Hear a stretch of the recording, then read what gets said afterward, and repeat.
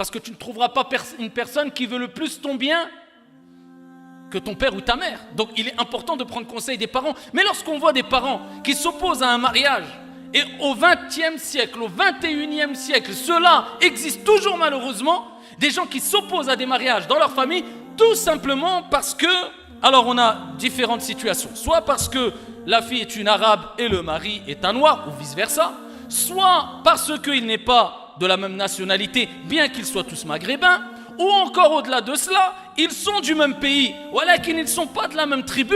Un est Shlouh, l'autre est Jibli, l'autre est Rifi. Oh là, même s'ils sont de la même tribu, l'autre vient de telle famille, l'autre vient de telle famille. Même s'ils sont de la même famille, moi j'ai un conflit avec elle, je préfère que tu prennes un tel. Jusqu'où on va?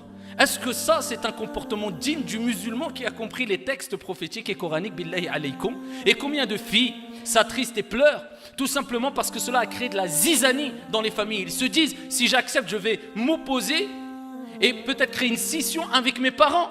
Et si je refuse, eh bien voilà, je n'aurais pas pu être libre quelque part de choisir qui je voulais et qui j'aimais. Eh bien on m'a donné le choix entre choisir l'amour de mes parents ou de cet homme-là, alors que cet homme-là est une personne pieuse au bon comportement, alors que le messager d'Allah alayhi salatu wassalam a dit « Idha atakum » si quelqu'un vient vers vous et qui a le comportement, est doté d'un bon comportement, de bonne moralité, c'est important, essentiel, ainsi qu'il y a la religion, eh bien, mariez-le, acceptez ce mariage-là. Et si vous ne le faites pas, plusieurs versions. Et parmi les versions, eh bien, il y aura une grande fitna, de grands troubles qui vont se répandre sur la surface de la terre, à force de refuser ce type de mariage, alors qu'il n'y a aucune raison de refuser ce type de mariage. A-t-on oublié que les plus grands des hommes après les prophètes et les envoyés, tels que Bilal ibn Rabah, radiyallahu anhu wa arda, eh bien, a épousé, alors que c'était une personne qui était de couleur noire, Bilal.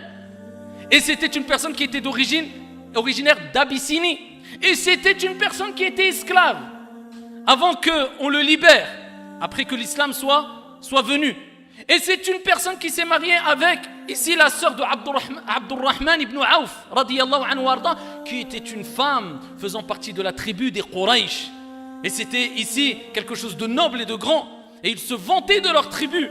Et bien voilà que ici, elle a accepté de se marier, pas parce que cet homme était noir, pas parce que cet homme était un ancien esclave, pas parce que cet homme avait des origines d'Abyssinie ou je ne sais quoi, mais elle s'est mariée parce que l'homme, eh bien, réunissait des critères qui lui plaisaient, des critères de piété, de bon comportement, de bonne moralité. Elle n'a pas jugé l'apparence, mais elle a jugé le fond et ce que renfermait cet homme-là. Et c'est ce qui est important. Car le prophète alayhi salatu wassalam a dit dans Sahih Muslim, Allah Jalla wa ala ne regarde ni vos biens ni vos apparences, mais il regarde vos cœurs et vos actions. Alors je ne parle pas de ceux qui ne veulent pas de eux-mêmes. Une femme préfère épouser un homme de sa nationalité, qui a la même nationalité ou qui a les mêmes origines.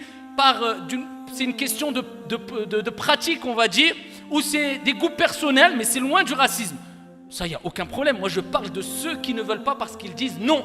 Il est noir, ou il est arabe, ou il est marocain, ou il est algérien, donc ce n'est pas possible par rapport à son origine ou par rapport à sa couleur. Ça, c'est du racisme.